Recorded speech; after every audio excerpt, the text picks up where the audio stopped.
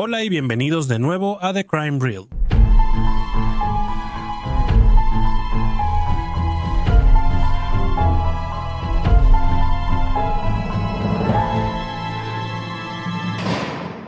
Hugo Ignaz Rudolf Schenk nació el 11 de febrero de 1849 en el pequeño pueblo de Chekipot, Kochirem, ubicado en lo que entonces era el Imperio Austriaco, pero que ahora se encuentra dentro de la República Checa. Este pueblo, que actualmente tiene aproximadamente 1000 habitantes, está ubicado a 200 kilómetros al norte de Viena, que es la capital de Austria. Se decía que la familia de Hugo era acomodada. Su padre, Guillermo, era juez y lamentablemente falleció. Cuando Hugo era solo un niño, su hermano, Carlos Schenk, se convirtió en médico local. Aunque más tarde se vería distraída por los planes y las ideas criminales de Hugo, la madre de Hugo tenía la esperanza de que su hijo se convirtiera en ingeniero. Tenía el potencial y el conocimiento para ser un hombre exitoso, pero a menudo mostraba señales de ser mentiroso, astuto y deshonesto, lo que lo hacía un niño frustrante de enseñar. Pasó mucho tiempo en una escuela militar y no se llevaba bien con sus compañeros de clase. Lo describían como un abusivo y un mentiroso. Su primer trabajo a los 21 años fue como aprendiz en una fábrica. Hugo mostró su verdadera cara al robarle al hombre desde el principio. Lo atraparon y lo arrestaron. Después, Hugo fue sentenciado a 5 años de prisión, pero debido a que era tan joven, fue liberado después de cumplir solo 2 años en la cárcel. Después de su tiempo tras las rejas, Hugo puso su mira en hacerse amigo de un empresario adinerado. Consiguió con éxito un trabajo como contador para la posible víctima y usó su encanto para integrarse en la familia. Hizo tan buen trabajo infiltrándose en la familia que Hugo, de 24 años, recibió permiso para casarse con una pariente de la familia. Era una mujer inteligente y recta que trabajaba como institutriz de la familia y era responsable de enseñar a los otros niños en la enorme casa. Su trabajo como contador hacía que Hugo viajara regularmente a diferentes pueblos. A pesar de tener un matrimonio feliz con la institutriz, Hugo se encontraba teniendo aventuras en casi cada pueblo que visitaba. Hugo se presentaba como un hombre alto, adinerado, bien hablado y soltero, y les proponía matrimonio a estas mujeres para su propio beneficio económico.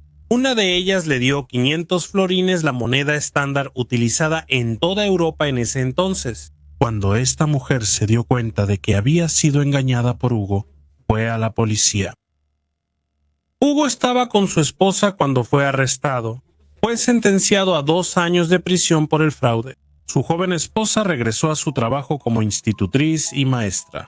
Ella no quería tener nada más que ver con él, pero tenía 300 florines para él una vez que fuera liberado. Este fue un gesto de su parte para que él se fuera y comenzara su vida de nuevo una vez que saliera de prisión. Pero ella no quería tener contacto con él, continuamente. Mientras estaba en prisión, Hugo fue mantenido en una celda con Karl Schlosserek, quien estaba cumpliendo condena por robo. Estos dos empezaron a conspirar y una vez que fueron liberados, la pareja se dirigió a Viena. Usando el dinero que su ex esposa le había dado, Hugo y Karl montaron un negocio.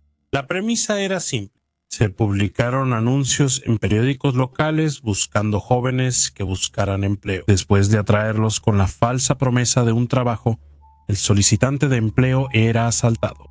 La primera vez que hizo esto no le salió bien a Karl. Esta víctima resultó ser demasiado para el ladrón y estuvo a punto de morir mientras Hugo observaba desde lejos. Sin embargo, tomaron un enfoque diferente con su segunda víctima, a quien drogaron en un bosque antes de robarle el dinero. Desafortunadamente para los dos criminales, Karl y Hugo, el dinero que obtuvieron de este asalto fue insignificante. Esto los hizo reconsiderar y volver a la mesa de planeación para encontrar mejores formas de ganar dinero. Cambiaron de táctica y luego decidieron volver a atacar a mujeres.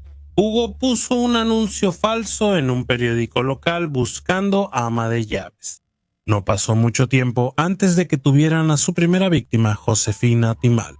Tenía 34 años y pensó que había ganado la lotería con el apuesto Hugo Schenk. Hugo pronto la tenía bajo su control y la convenció de que el matrimonio estaba en el horizonte. Josefina le dijo a Hugo que tenía 300 florines ahorrados, que él podría tener si sus intenciones eran honorables. Hugo hizo que Josefina le escribiera una carta a su tía Catalina, quien había ahorrado 1000 florines para su sobrina. Este dinero fue enviado inmediatamente después de la ceremonia de la boda, dirigido a Josefina. Después de casarse, Hugo y Josefina se fueron de luna de miel a un pequeño pueblo donde vivían algunos parientes de Hugo. El amigo de Hugo, Carlos, que fue el que conoció en la prisión, iba en el mismo tren junto con el hermano de Hugo, Carlos Schenk. Josefina nunca volvió a ser vista. Carlos fue responsable del asesinato, y algunos informes indican que el hermano de Hugo ayudó sujetando a Josefina mientras Carlos le cortaba la garganta. El cuerpo sin vida de Josefina fue atado y arrojado a un río cercano. Su cuerpo nunca fue recuperado. Hugo luego regresó a Viena, ya planeando quién sería su próxima víctima. Pronto recibió los 1000 florines de la tía de Josefina por correo. Fue entonces cuando Hugo decidió escribirle a la tía, ofreciéndole un lugar donde quedarse. Hugo le habló de una casa de campo y una granja que había comprado, aunque no era verdad. Agregó que Josefina probablemente no podría visitarla, ya que estaría ocupada cuidándolo a él y la casa. La tía Catalina recibió la carta y luego decidió vender sus pertenencias, y llegó a Viena unas semanas después, con 3000 florines en sus pertenencias, junto con baúles de sus objetos restantes. Hugo la recibió en la estación. Catalina estaba jovial y emocionada por la buena fortuna de su sobrina, al encontrar a un hombre tan rico que la cuidaría. Catalina pasó una noche en el hotel antes de reunirse con Hugo y Carlos, quien fingía ser un conocido. Y luego el grupo fue a un pueblo remoto mientras estaban en el tren. Esa noche, los hombres convencieron a Catalina de beber mucho más vino de lo que normalmente consumiría y terminó en muy mal estado. Y una vez que estaba ebria y habían llegado a su destino, llevaron a Catalina por un sendero hasta una gran pared de roca. Como estaba intoxicada y era una mujer mayor, Catalina tenía pocas posibilidades contra estos dos hombres. Carlos procedió a atar una gran piedra a su cintura antes de empujarla desde la roca hacia el agua de abajo. Turistas hallaron el cuerpo de Catalina meses después al caminar por ese sendero. En circunstancias normales, Carlos y Hugo podrían haber sido atrapados en este punto, pero si no fuera por un golpe de suerte, se les permitió continuar. Por alguna razón, los familiares de Catalina y Josefina no reportaron su desaparición durante 6 meses, lo que permitió que Hugo y Carlos continuaran con su ola de crímenes. Tras el asesinato de Catalina, la relación entre ambos hombres se rompió. Hugo era el cerebro detrás de todo, y aunque Carlos hacía el trabajo sucio, a Hugo le costaba darle su parte de las pertenencias de Catalina. Queriendo quedarse con todo para sí mismo, fue esta revelación la que lo llevó a intentar el siguiente asesinato por su cuenta.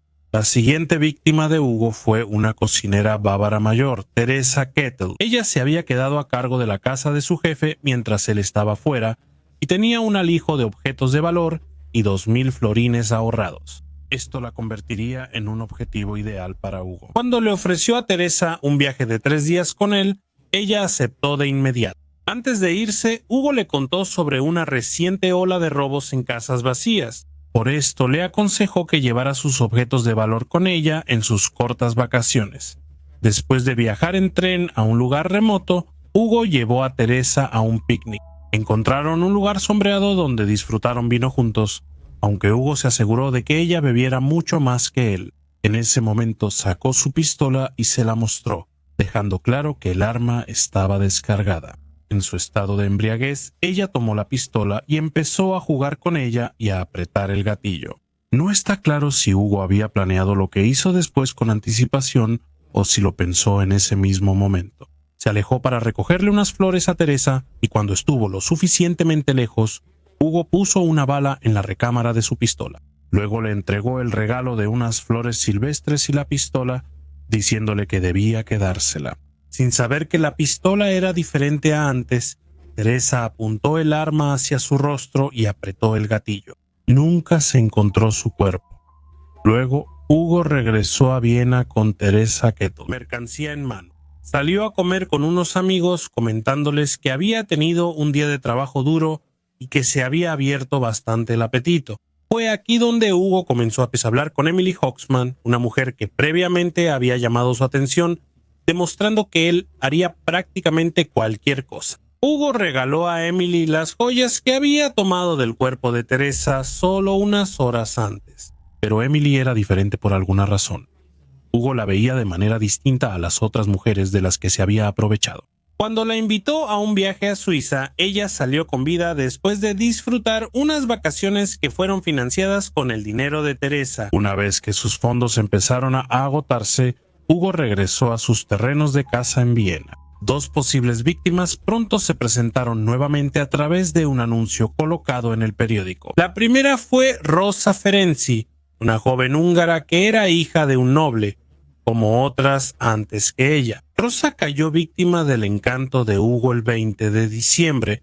Hugo partió hacia Pressburg, que hoy se conoce como la actual Bratislava. En el viaje a Pressburg, Rosa viajó con Hugo creyendo que iban a casarse. Lamentablemente, sin que ella lo supiera, Hugo tenía a un viejo amigo que lo acompañaba, Karl Schlosserich. Mientras caminaban por el Danubio, Karl se acercó por detrás de Rosa y la golpeó con un hacha. Ella perdió el conocimiento y solo volvió en sí después de que le quitaron sus pertenencias y la arrojaron al río. Más tarde, su cuerpo fue encontrado en el Danubio. Con su parte del dinero, Hugo fue a Salzburgo a reunirse con Emily. Pasó una semana con ella antes de regresar a Viena, para lo que finalmente sería su último crimen. La segunda mujer a la que Hugo había engañado era una sirvienta llamada Josefina. Ella trabajaba para la baronesa Malfatti. La baronesa era una mujer generosa y amable. Ella usaba su riqueza para ayudar a los demás, fundando un asilo para mujeres mayores que ella misma mantenía. Hugo convenció a Josefina de dejar una de las ventanas de la villa abierta la noche del 8 de enero. Hugo le dijo a Josefina que iba a drogar a todos en la casa, incluida ella misma, con morfina, para evitar sospechas. Así él y sus cómplices podrían saquear la casa. En realidad, Hugo planeaba asesinarlos a todos. Si no hubiera sido arrestado, 4 personas más se habrían sumado a su lista de víctimas. La baronesa Malfatti confiaba en Josefina, quien trabajó para ella 12 años, porque construyeron esa confianza. La baronesa Malfatti ni siquiera se dio cuenta de que un collar de perlas caro había desaparecido, y fue Hugo quien convenció a Josefina de robarlo. Después podían repartir las 3 perlas entre otras chicas que él cortejaba.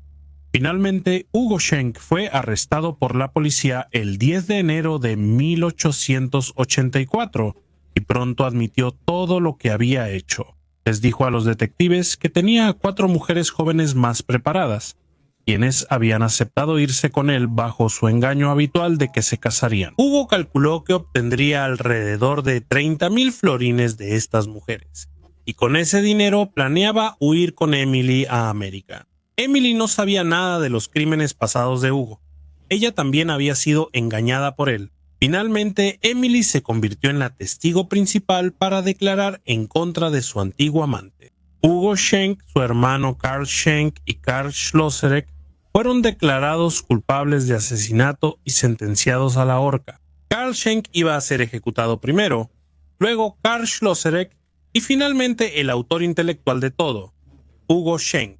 Sin embargo, antes de que los llevaran a la horca, Karl Schenk fue indultado por el emperador Guillermo II, ya que se determinó que su papel fue menor que el de su hermano y Karl Schlosserich. En su lugar, Karl Schenk fue condenado a cadena perpetua. El 22 de abril de 1884, 200 personas se reunieron para presenciar la ejecución. Karl Schlosserich fue el primero en subir. Había estado esperando todo el día a que su familia llegara para despedirse por última vez, pero nunca aparecieron. Su esposa le había enviado unas flores, las cuales sostenía mientras le colocaban la soga alrededor del cuello.